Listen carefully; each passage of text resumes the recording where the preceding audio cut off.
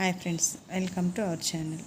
ఈరోజు మనము వాక్యలోని భేదాలు, అది అర్త్ సంబంధించి ఎన్ని రకాలుగా వాక్యాన్ని విభజించారో చూద్దాము. ముఖ్యంగా దీంట్లో 8 రకాలుగా ఉంది. ఒక్కొక్క దాని గురించి మనం చూద్దాము. మొట్టమొదటిది వచ్చి విధానార్థక వాక్యం. విధానార్థక వాక్యం అంటే ఇస్ వాక్య से किसी बात या कार्य का होना या पाए जाए उसे विधानार्थक వాక్య కాతే. అంటే ఈ వాక్యంలో ఏదైనా ఒక విషయం గురించి కానీ లేదా ఒక పనిని గురించి కానీ తెలుపుతుందో దానిని విధానార్థక వాక్యం. విధి అంటే మనకు తెలుసు కదా, పనిని గురించి చెప్పడం కావచ్చు, లేదా వాళ్ళు దేని గురించైనా మాట్లాడడం కావచ్చు. అలాంటి విషయాలు వచ్చినాయంటే అలాంటి వాక్యాన్ని మనము విధానార్థక వాక్యం అంటారు. ఒక ఉదాహరణ చూసినామంటే లడకా మైదాన్ మే ఫుట్బాల్ ఖేల్తా హై. ఇక్కడ ఈ వాక్యంలో చూసినామంటే లడక ఒక పిల్లవాడు, మైదాన్ మే ఫుట్బాల్ ఖేల్తా హై అంటే గ్రౌండ్లో ఫుట్బాల్ ఆడుతున్నాడు. అక్కడ ఏమి జరుగుతూ ఉందో ఆ పనిని గురించి ఇక్కడ మనకు చెప్తా ఉన్నారన్నమాట. నెక్స్ట్ ఇంకొక ఉదాహరణ చూసినామంటే వహ్ ఆమ్ ఖాతా హై. ఇక్కడ కూడా చూసారంటే వహ్ ఆమ్ అంటే అతను ఆమ్ ఖాతా హై అంటే మామిడి పండు తింటున్నాడు అన్నమాట. ఇక్కడ కూడా మనం గమనించినామంటే ఏదో ఒక పనిని జరుగుతూ ఉందన్నట్టు మనకి చూపిస్తూ ఉంది. కాబట్టి ఇది విధానార్థక వాక్యకి మనం ఉదాహరణగా తీసుకోవచ్చు. ఇప్పుడు రెండవ వాక్యమైనటువంటి చూద్దాము, ఆజ్ఞార్థక వాక్యం. ఆజ్ఞార్థక వాక్యం అంటేనే మనకి అర్థమైపోతుంది. ఆజ్ఞ అంటే మనము ఆజ్ఞ అనేది ఈ వాక్యంలో మనము గుర్తుంచుకోవచ్చు అనమాట. జిస్ వాక్య సే కిసి బాత్ యా కార్య కే లియే आज्ञा, प्रार्थना, विनती, उपदेश देना प्रकट हो उसे ఆజ్ఞార్థక వాక్య कहते हैं. మామూలుగా మనము ఈ ఆజ్ఞార్థక వాక్యలో మనం ఎక్కువగా కన్ఫ్యూజ్ అయ్యేది ఏమిరా అంటే, జనరల్గా ఆజ్ఞ అంటే ఒక ఆజ్ఞ అంటే ఒక కమాండ్ అనేది మనకి చేశారంటే అది మాత్రమే అనుకుంటాం. కానీ ఆజ్ఞార్థక వాక్యలో ఒక ఆజ్ఞ మాత్రమే కాదు, దీంట్లో ప్రార్థన ఇచ్చినా కానీ ఆజ్ఞార్థక వార్త అవుతుంది, ఏదైనా వినతి వచ్చినా కానీ ఆజ్ఞార్థక వాక్య అవుతుంది. దాంతోపాటు ఉపదేశం తీసుకున్నా కానీ అది కూడా ఆజ్ఞార్థక వాక్య అవుతుంది. జనరల్గా మనము ఈ వాక్య భేదిలో ఈ ఉపదేశం కానీ వినతి కానీ ప్రార్థన కానీ దీని గురించి వచ్చిందంటే అది ఎలాంటి వాక్యమో అనేది మనకు తెలియకుండా చాలామంది తప్పులు ఆన్సర్లు పెడుతుంటారనమాట. కానీ ఇవన్నీ కూడా మనకి ఏమవుతుంది, ఆజ్ఞార్థక వాక్య అవుతుంది. ఇప్పుడు ఒక్కొక్క దాని గురించి ఒక్కొక్క ఉదాహరణ చూద్దాం. ముందుగా మనం ఆజ్ఞ చూద్దాం.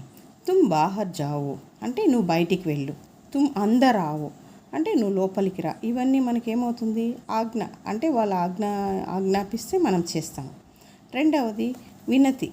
వినతి చూసిన కృపయా యహ్ ఫల్ లీజియే అంటే కృపయా అంటే దయచేసి ఈ ఫలం తీసుకోండి. కృపయా యహా బయటియే దయచేసి ఇక్కడ కూర్చోండి. ఇవన్నీ వినతి అన్నమాట. నెక్స్ట్ ప్రార్థన.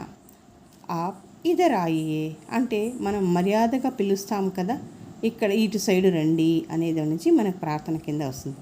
నెక్స్ట్ ఉపదేశ్ కింద చూసినామంటే సదా సచ్ బోల్నా చాహియే అంటే ఎప్పుడు కూడా మనము మంచి అంటే నిజమే చెప్పాలి. జూట్ బోల్నా మనా హై అంటే అబద్ధం అనేది చెప్పకూడదు. ఇవన్నీ కూడా మనకు ఉపదేశాల కింద వస్తాయన్నమాట. ఇప్పుడు ఈ 4 అంటే ఆజ్ఞ కావచ్చు, వినతి కావచ్చు, ప్రార్థన కావచ్చు మరియు ఉపదేశం, ఇవన్నీ కూడా మనకి ఆజ్ఞార్థక వాక్య కిందనే వస్తుందన్నమాట. ఇప్పుడు మూడవ వాక్యం చూసినామంటే ఇచ్ఛార్థక వాక్యం. ఇచ్ఛ అంటేనే మనకు అర్థమైపోతుంది, అంటే కోరిక, అంటే మనము ఆశగా చేయడం అనేది ఇచ్ఛార్థక. జిస్ వాక్య సే ఇచ్ఛా, కామనా యా ఆశీష్ ఆది కా బోధ్ హో ఉసే ఇచ్ఛార్థక వాక్య कहते हैं. అంటే మన యొక్క ఆశని మనము ప్రకటించినామంటే అది ఇచ్ఛార్థక వాక్య అవుతుంది. ఇప్పుడు ఈ ఇచ్ఛార్థక వాక్య కనిపెట్టడానికి ఒక చిన్న క్లూ చూద్దాం. ఈ వాక్యంలో చూసినామంటే చివరిగా చాహని కానీ చాహియే అనేది కానీ వస్తుందన్నమాట. ఉదాహరణకి చూసినామంటే హమే ఫుట్బాల్ ఖేల్నా చాహియే అంటే మేము ఫుట్బాల్ ఆడాలనుకుంటున్నాం. అంటే చాహియే అనేది మనకి ఇక్కడ వచ్చింది కదా.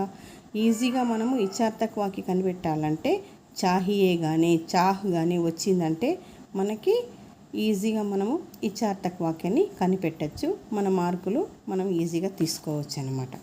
నెక్స్ట్ ఇంకొక నాలుగవ వాక్యం చూసినామంటే సంకేతార్థక వాక్యం. సంకేత్ అంటేనే మనకు తెలుస్తుందంట, ఇండికేట్ చేస్తుంది అనమాట. జిస్ వాక్య సే కిसी काम या कार्य की ओर संकेत पाया जाए उसे సంకేతార్థక వాక్య कहते हैं. అంటే మనకి ఇక్కడ గమనించినామంటే సంకేతం చూపిస్తూ ఉంటే ఆ వాక్యము సంకేతార్థక వాక్యని అంటామన్నమాట. ఇస్ వాక్య సే కోయి శబ్ద్ యా సంకేత్ సూచిత్ హోతా హై. ఇప్పుడు ఒక ఉదాహరణ చూద్దాం. ఆప్కి ఆజ్ఞా హో తో బైఠూ అంటే మీరు ఆజ్ఞాపిస్తే నేను కూర్చుంటాను. ఇక్కడ మీకు ఆజ్ఞ వచ్చింది కాబట్టి ఇది ఆజ్ఞార్థక వాక్య కాదు. ఎందుకంటే ఇక్కడ ఒక చిన్న కండిషన్ పెడుతున్నారు. ఏమనేసి మీరు గనక ఆజ్ఞాపిస్తే నేను ఇక్కడ కూర్చుంటాను. ఇంకొక ఉదాహరణ చూద్దాం. క్షమా కరేతో ఏక్ బాత్ కహో. మీరేమనుకోకపోతే నేను ఇప్పుడు ఒక మాట చెప్తాను. మనము జనరల్గా చెప్తాం కదా, ఇఫ్ యూ డోంట్ మైండ్ అనేసి. అలాంటివన్నీ వచ్చి మనకి సంకేతార్థక వాక్యం. ఇప్పుడు సందేహార్థక వాక్యం. మనకి ఈ వాక్యం పేరులోనే మనకుంది సందేహార్థక. అంటే సందేహంగా చెప్పే వాక్యాలన్నీ సందేహార్థక వాక్యం అవుతుంది. जिस वाक्य में संदेह या संभावना आदि का बोध हो उसे సందేహార్థక వాక్య कहते हैं. అంటే ఏదైనా ఒక వాక్యం, ఈ యొక్క వాక్యంలో ఏదైనా పని కావచ్చు, దేని గురించైనా సందేహంగా చెప్పగలిగినామంటే అది సందేహార్థక వాక్యం. ఇప్పుడు ఒక ఉదాహరణ చూద్దాం. వహ్ కామ్ హువా యా నహీ కిసే పతా. అంటే అక్కడ పని జరిగిందో లేదో ఎవరికి తెలుసు. అంటే ఇక్కడ చూడండి, మనము ఆ పని జరిగిందో లేదో మనకు తెలియదు, కానీ ఒక సందేహంగా చెప్తున్నారు. జరగచ్చు, జరగకపోవచ్చు. అదేవిధంగా ఇంకొక ఉదాహరణ చూద్దాం. లడకా మైదాన్ మే కేల్తా హోగా. అంటే ఒక పిల్లవాడు గ్రౌండ్లో ఆడుతూ ఉండొచ్చు, వాడు ఆడచ్చు, ఆడకపోవచ్చు. అంటే ఇక్కడ వచ్చి మనకి కన్ఫామ్గా చెప్పడం లేదు, జరగచ్చు, జరగకపోవచ్చు. అంటే ఒక సందేహాన్ని మనం ప్రకటిస్తాం కాబట్టి ఇలాంటి వాక్యాలన్నీ సందేహార్థక వాక్యగా వస్తుంది. నెక్స్ట్ ఇంకొక వాక్యం చూద్దాం. నెక్స్ట్ ప్రశ్నార్థక వాక్యం. ఈ వాక్యం పేరులోనే మనము ఈజీగా కనిపెట్టేయచ్చు అనమాట. ప్రతి ఒక్కరూ ఈజీగా కనిపెట్టి మార్కులు సంపాదించేటువంటి వాక్యం ఏమిటంటే ప్రశ్నార్థక. ఎందుకంటే ప్రశ్నార్థక అంటేనే తెలిసిందే, అంటే క్వశ్చన్ని మనం ఇక్కడ ఐడెంటిఫై చేస్తాం. जिस वाक्य से किसी बात के लिए प्रश्न सूचित हो उसे प्रश्नार्थक वाक्य कहते हैं. అంటే ఈ వాక్యంలో ఏ ఒక్క విషయం గురించి అయినా కానీ ఒక ప్రశ్నించినామంటే అది మనకి ప్రశ్నార్థక వాక్యం అవుతుంది. ఇప్పుడు ఈ ప్రశ్నార్థక వాక్యాన్ని మనం ఈజీగా కనిపెట్టాలంటే చివరన, అంటే వాక్యం చివరన క్వశ్చన్ మార్క్ ఉంటుంది. ఇప్పుడు చూడండి, ఒక ఉదాహరణ చూద్దాం. వాహ్ లడకి క్యూ ఆయి. అంటే ఆ అమ్మాయి ఎందుకు వచ్చింది. మనము ఈ వాక్యం చూడంగానే ఈజీగా కనిపెట్టడం ఎలారా అంటే చివరన క్వశ్చన్ మార్క్ ఉంటుంది, అలానే అక్కడ క్వశ్చన్ ఉంటుంది అన్నమాట. నెక్స్ట్ విస్మయార్థక వాక్యం. ఇంకొకటి చూసుకున్నామంటే ఇది విస్మయం. విస్మయం అంటే ఆశ్చర్యాన్ని కనిపెడుతుంది కాబట్టి.